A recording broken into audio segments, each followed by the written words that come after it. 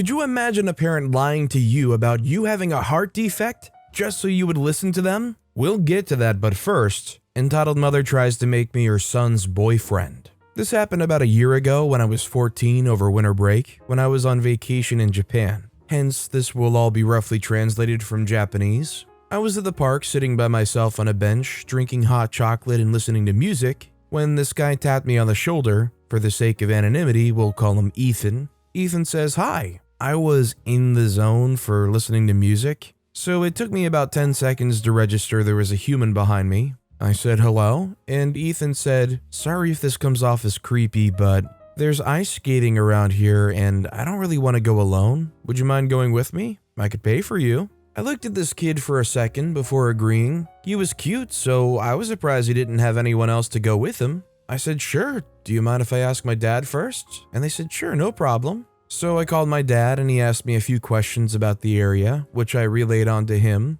and then back to my dad a couple of times. After my dad agreed, we started walking and talking, though it was only like a 2-minute walk. We arrived, paid for ice skate rentals, and started skating, when suddenly I hear the voice of what seems to be a nice lady. She says, "Ethan, sweetie, you forgot your gloves." She started running over to give them to him, so I decided to do a lap to let them talk for a second when I hear Ethan yell to me. They say, "OP, come meet my mom." I say, "Sure." I skated over, and as I did, I noticed he was whispering something to her, and then I skated over, and she just kind of looked at me. Entitled mother looking at Ethan said, "Why are you talking to this American girl? I told you you can only date Asians. We don't need to tarnish the family name." I was surprised for a couple of reasons. One, I may not be as Asian as they are, but it's obvious I'm Asian. 2, he called me by name, Mitsuki, a very obvious and fairly common Japanese name. 3, he called me over in Japanese, to which I replied in Japanese. And yet with all of those, she thought I couldn't understand her. I sat and listened for a second before the mom turned to me and said in the most thick Japanese accent I have ever heard, "Leave my son alone." The son protested for a couple of seconds before his mom gave that, "I'm gonna count to 10 look." I just looked at her dead in the eyes. I said, "If you need to say something to me, at least make it understandable," said in Japanese. Suddenly the mom turned a shade of red I had never seen before. She stayed silent for a few seconds before looking at me. She says, "You speak Japanese?" I say, "Yep, I am Japanese." She says, "Then you'll be perfect for my son." I said, "I'm sorry, what?"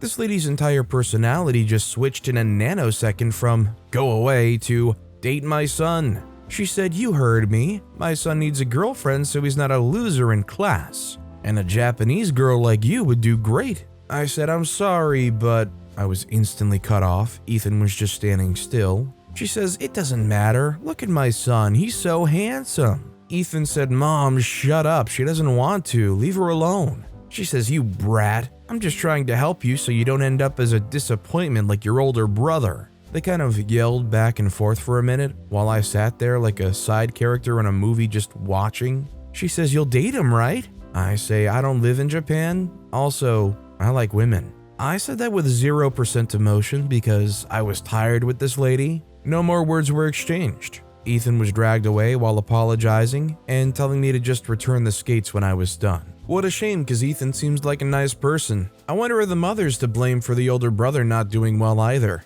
Also, hi, I'm Steven, and if you enjoy fueling your hatred for these entitled parents with these stories, why not hit that subscribe button down below? That said, our next story is My Father and His Newfound Entitlement. I let my father and his wife live free for years in my house that I inherited from my grandfather. I lived somewhere else. He had to follow one rule to live free in the house: to not touch my room and my grandfather's office. I paid for everything except their food and entertainment. After living there for 7 years, he thought he was the owner of the house. A few weeks ago, he let his stepdaughter move in without consulting me. There was an empty room for her, but he wanted to give her my room. He had the courtesy to call me and tell me to get my things out of my room so she could move there. I refused and told him that she could use the empty room, but I guess it wasn't enough. I went to the house only to find out that he changed the locks and was not going to let me in unless I agreed to what he wanted.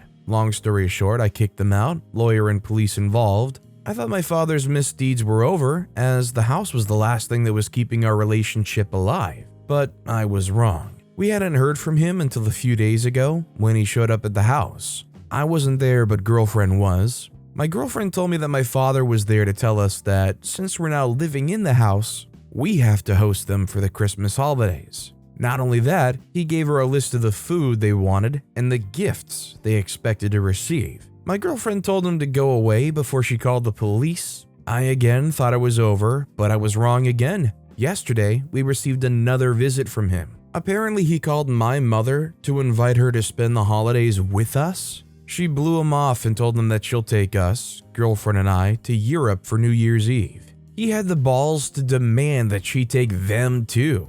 My mother just hung up. Mind you, this was the first time they'd spoken after divorcing 16 years ago. He came to the house demanding I convince my mother to take them too, or that we pay for them to go with us. At this point, his attitude stopped being disappointing and turned comical. My girlfriend and I just laughed at him. We laughed so hard that we didn't notice when he left. I can say that we didn't have the best relationship, but he wasn't entitled. I mean, it was already clear why my grandfather, his father, was completely disappointed in him, but it seems that he wants to take it to another new level. I don't know if he'll stop, but I hope he does for the rest of the year. It sounds annoying, but at least it doesn't sound like super harassment levels. I would just say if it keeps escalating or they keep showing up, at some point, maybe you want to look into like a restraining order. I mean, at the worst, they seem to just be making demands. At least they're not like trying to break and enter into your house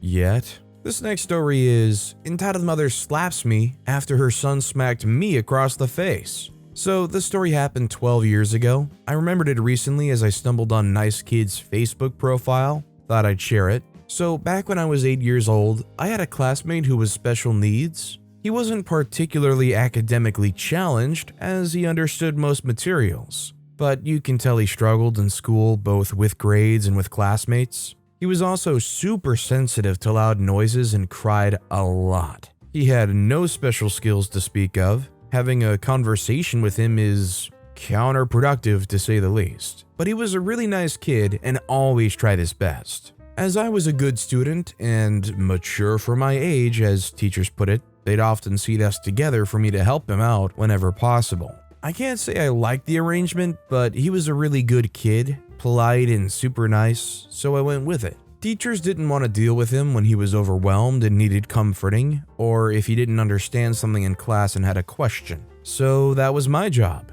On to the story. One day, our teacher left us unattended to get something for the principal's office. And while she was away, some boys behind us started calling Nice Kid names and throwing papers at him, making loud animal noises and just yelling random stuff. He lost it. He was hyperventilating and crying, and nothing I said seemed to calm him down. So I yelled at the top of my lungs for them to stop and leave him alone, which in hindsight is the dumbest thing to do next to someone who's sensitive to loud noises. His reaction was to smack me across the face hard. The teacher came in and berated him for slapping me and tried to get him suspended, but I insisted it was an accident and I'm fine, and I tried to explain that our classmates pushed him over the edge and it's not his fault. The teacher decided to call his mother to pick him up because she wasn't letting him walk off scot-free. Later that day, the entitled mother came to me and we had the following conversation. The entitled mother says, "We need to talk about what happened today." I said, "It's okay, I'm not mad. It was an accident. It happens." She says, "And why would you be? You literally provoked my son and almost got him suspended. Have you got no shame?" I said, "Excuse me? I was just trying to help." She said, "Yeah, what a great help you were, insensitive little cow. I don't want you anywhere near my son again. How dare you bully him?" I said, "I've never bullied him. What are you talking about?" She said, "My son wouldn't even hurt a fly. I highly doubt he did this unprovoked." I said, "I think you should talk with the teacher because that's not what happened." I told her I don't expect an apology. She says, "Who even mentioned apologies? You deserve another slap for your insolence." And with that, she slapped me. At this point, I was full on sobbing and terrified of this 40-something-year-old woman threatening me. I went home and never mentioned it to my parents because I felt like it's all my fault. Now, 12 years later, if we ever cross paths, I'll be sure to slap her right back. No hate towards her son though. It definitely sucks because this entitled mother clearly was not listening, not willing to even hear OP out. But in a way, I kind of understand where she's coming from. I mean, slapping a kid is never okay. But if she's a heavily caring mother for a kid that's special needs, she probably assumes that somebody their son slapped was probably just as bad as any other bully that this kid's faced throughout their entire life. Our next story is anti-vax mom lies to me about having heart defect. So this was in the middle of the COVID-19 pandemic, right when they started announcing the vaccine for teenagers. I was living with my mom, who wasn't anti-vax growing up, but now believes COVID is fake, and that vaccines are evil and blah blah blah. I told her that I wanted to get the vaccine and asked her to book me an appointment. She said no. Every time I asked her, it was a no with whatever excuse she decided to make up. Until one day, I sat her down and decided either she could support me in this choice, or I would go and get it done myself without her. Here's how that convo went. I said, "Mom, I know how you feel about the vaccine, but you are immunocompromised. And if you catch it, you'll die. I need to get this vaccine." She said, "I don't care. No, you are not putting that crap in your body." I said, "Mom, pretty soon we won't be able to go anywhere without being vaccinated. I won't be able to go out for dinner with my friends or go do things." She says, "Do you want to know the truth?" I say, "Yeah." She says, "When you were born, you had a tube on your heart that wouldn't close. We had to keep you in the hospital for weeks to fix it. And even then, they were worried that it could open back up at any point and you could die. Doctors say you shouldn't get it if you have a severe heart defect, and you do." I don't remember whether it was a tube or an artery or just a plain old hole in my heart, so don't try and get all sciencey in the comments because I don't know exactly what she said, as this was 2 years ago. I was astounded. I'd heard many stories about my birth and the health problems I faced as a baby, but that was never mentioned. Not once. I was immediately worried about my heart and started panicking and doing research to see what the chances were of it opening and killing me. My mother knew I was panicking over it and simply said nothing. Everyone in my life will say I'm a hypochondriac because I'm constantly worried about my health and dying. I was freaking out, so I reached out to a friend of mine that had a similar heart defect, and we chatted for a bit, and she said I should be fine to get the vaccine. Fast forward a week or two, I went downstairs to tell my mom that I'd booked an appointment to get it,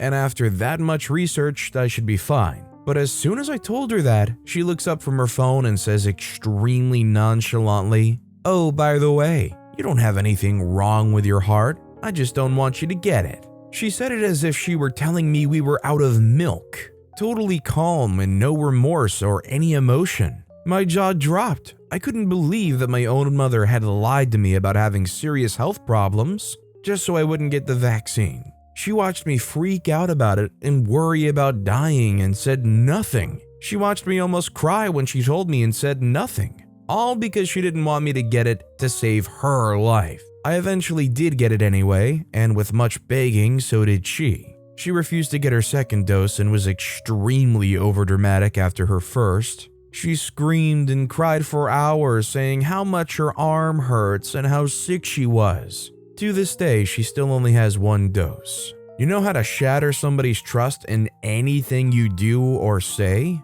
Lie to them about having a serious health defect. Regardless of what you believe as far as rational science and medicine goes, I think we can all agree that lying about something as crazy as a heart defect to your kid, just to put you in the right or to get them on your side, is absolutely bonkers. Our next story is it weird that I never want to spend time with my dad? Growing up, my dad would hit me with the belt as a child for small things. He would also say that if I continued to cry, he would hit me more. He would also never let me talk when I wanted to speak with him about how he does things that bother me, and always told me how I was wrong and he was right. He also belittled me growing up, and although he did provide me with basic needs, emotionally he's never been a good dad. Nowadays, he questions why I never want to spend time with him. It's true, I avoid seeing him, talking to him. I don't enjoy spending time with him whatsoever. I feel like I always have to walk on eggshells around him. Even though he isn't mean all the time, I still don't want to ever see him, which is partially why I don't like the weekends. He's home? I feel really bad for feeling this way. Is it justified? I think it's definitely justified because it just seems like they never respected you or your feelings and were, in a way, abusive, whether that's physically or emotionally. I know 100% I've had people in my life that have treated me the exact same way as this, and as soon as I got away from being involved around them, I found myself not even wanting to really be on a phone call with them, let alone having to be in the same room or general area as them. I think it's completely understandable. Let's put it this way, if you're going to spend time with anybody or be anywhere, you don't want to have to be around somebody that you feel is going to basically attack you or put you down or make you feel miserable because that's just who they are and how they carry themselves. I know I still take every opportunity I can to avoid those people that I know are like that, especially if you've witnessed this all throughout your childhood. Enough is enough. Our next story is in-laws on my last nerve. I, 29-year-old female, am 6 months pregnant with my first child due February. We struggled to conceive, and I admit I've been anxious during this whole pregnancy. I want to give my baby the best start possible. We spoke with our doctors and decided to not have a lot of people around our newborn while I'm on maternity leave, and we're also requiring visitors to be up to date on vaccinations. We also aren't allowing my sister's children to visit early on, 3-year-old female and 7-year-old female, because they're at a higher risk of getting the baby sick, even with just a cold being in the school. Plus, the younger one hasn't got her COVID vaccination. I'm not here to judge people's choices, but we made this decision with our doctors to keep our baby the safest they can be before they can get vaccines. My mom, sister, dad, and stepmom were all on board. My in-laws, however, had a very bad reaction to this news. They believe the conspiracy theories that it's been killing people and it's unsafe. They were also very angry that we were making rules for them to follow. My mother-in-law basically hasn't been speaking to us for the past 2 months. I've sent her updates about the baby, ultrasound pictures, info about the shower,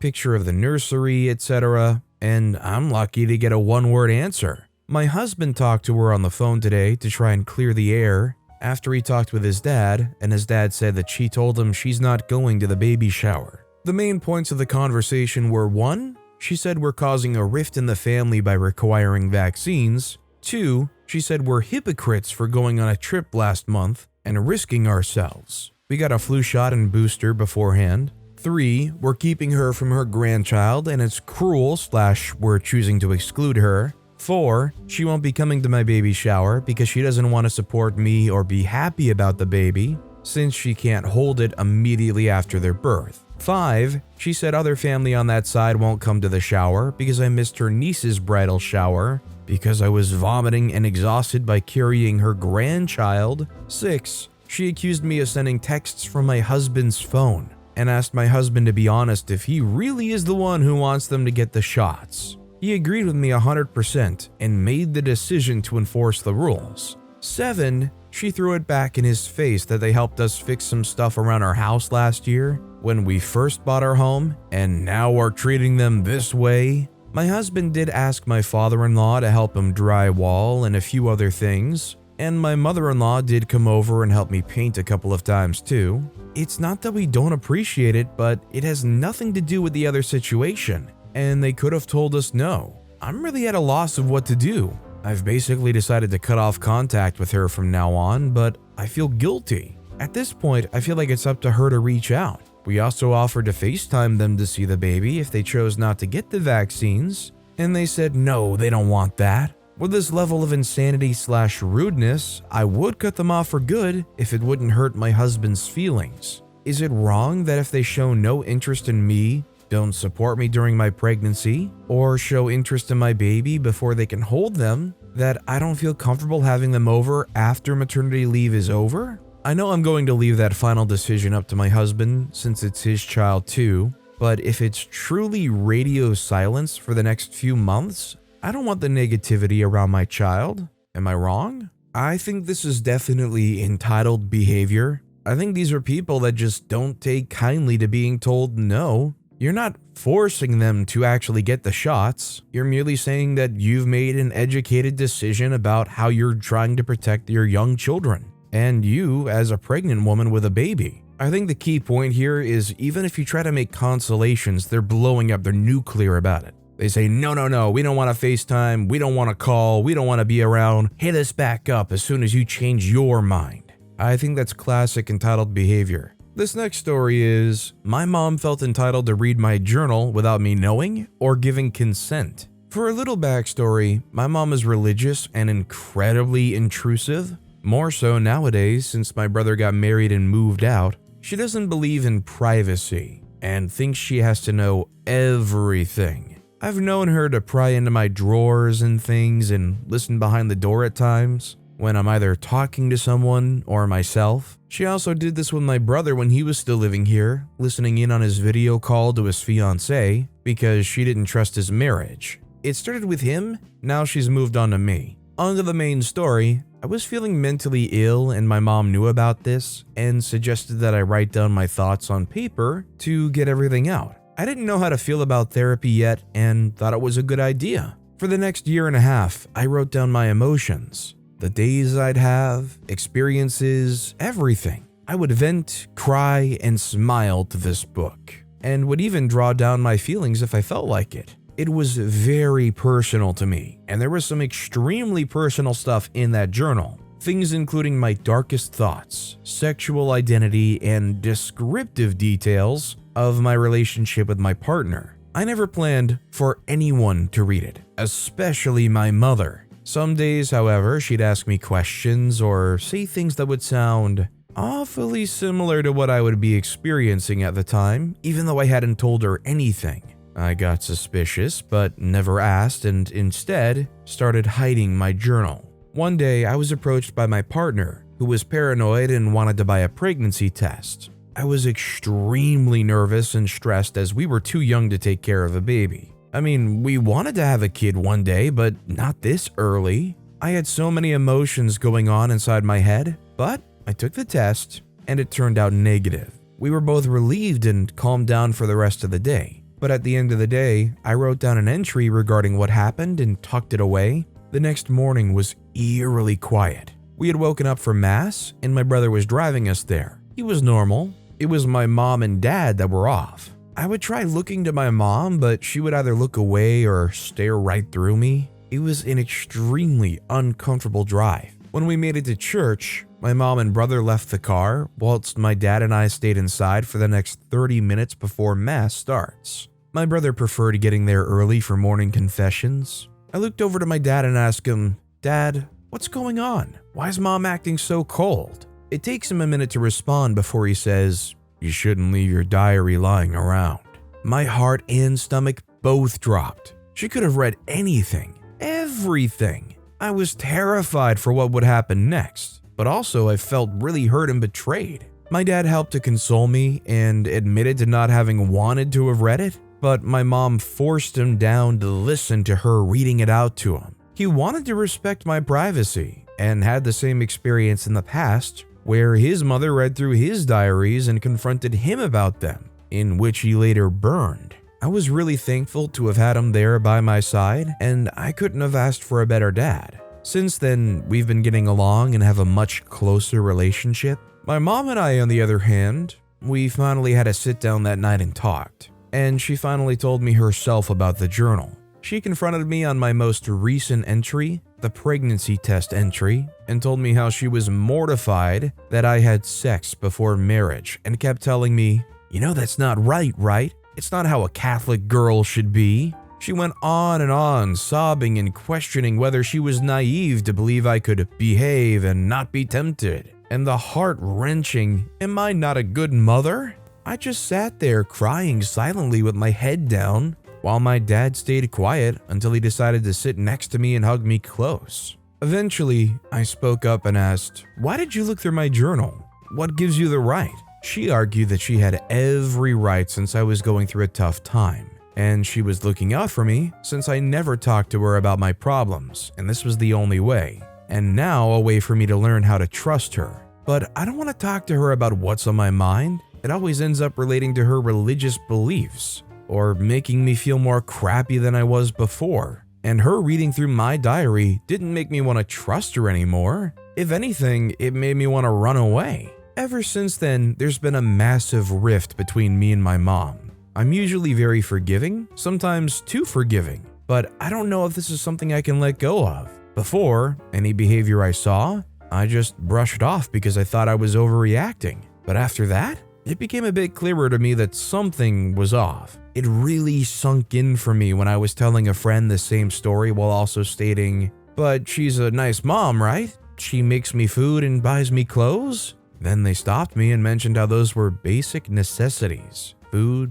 water, clothing, and that I shouldn't have to base my relationship with her providing said necessities. What about other things like supporting you or your good memories together? And I just blanked. I feel like I should be sad about it, but I just feel empty. To all parents out there, please understand this. If your kid wants to talk to you, they will if they feel you're approachable and will be supportive. But if they don't want to, that's fine too, and they are entitled to their own privacy. Don't spy on your kids in hopes that it'll bring you two closer, as it'll only make you drift apart and could potentially break your relationship with them. Sincerely, a kid. Honestly, in a way, it almost feels predatory the way that the mom handled things here. They said to OP, "Hey, if you need to work through things, write them down in a diary." And then immediately rip that diary open and start pouring through the pages. What kind of supportive mom do you pretend to be? That said, our final story of the day is a Karen almost got arrested and dragged off a plane. Before COVID, I was traveling regularly for work, this time to Edinburgh. The flight was uneventful and we landed, but after touching the ground, we were asked to stay in our seats as there were some issues at the gate and they couldn't dock yet. About 10 minutes passed. I was sitting in the back of the plane, as I generally find those seats are taken last, more often than not leaving me with an empty space next to me. But this time the plane was fully booked, so no luck. A woman in her 30s or 40s got up regardless and walked past me to the end of the plane into one of the toilets. I guess her need was high or she didn't care about the instructions to keep seated. I had a window seat and I was looking at the gates about 1 mile from where we parked as I noticed the crew mounting stairs to the back door of the plane, and I was preparing for a bus trip to the gate, or worse, a long walk, thinking they were going to let us get off here instead of at the gates. But I was up for a surprise. Instead of a crew member climbing up the stairs, I saw 5 police officers. The stewardess opened the back door and 4 officers came in. 1 stayed just outside the door. 2 stayed in the back, and 2 of them walked to about 5 rows in front of me and arrested one of the passengers. No idea why, but he complied. His girlfriend or wife wasn't arrested, but was getting up as well. The story is not about them, though this was my first time ever witnessing something like this happening in at least 50 flights a year.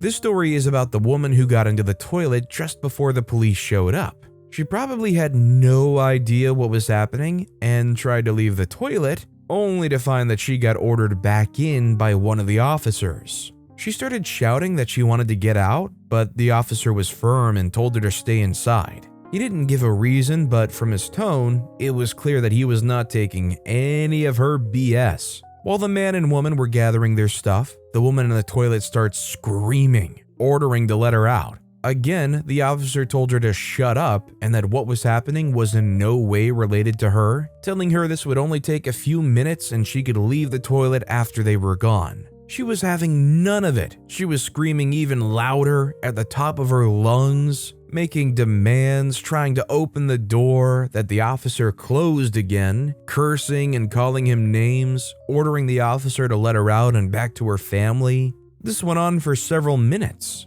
When the man who was arrested was led to the back of the plane, the officer at the toilet plainly told the woman that if she continued, she would be arrested and taken off the plane as well. That finally shut her up.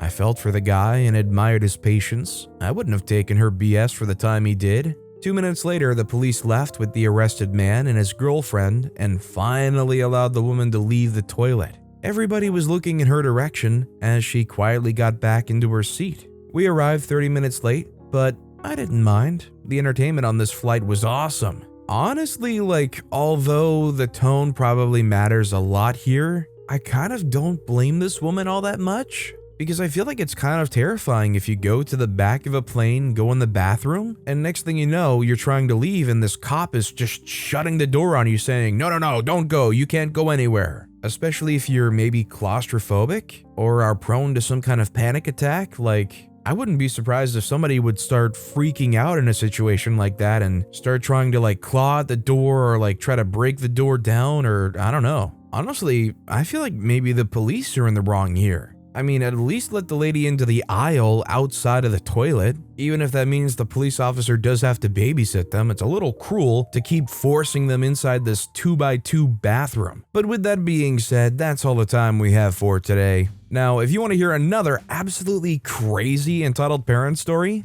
check out that video on the left. Or if you missed my latest video, check out that video on the right. That said, I'll see you all next time with some more stories.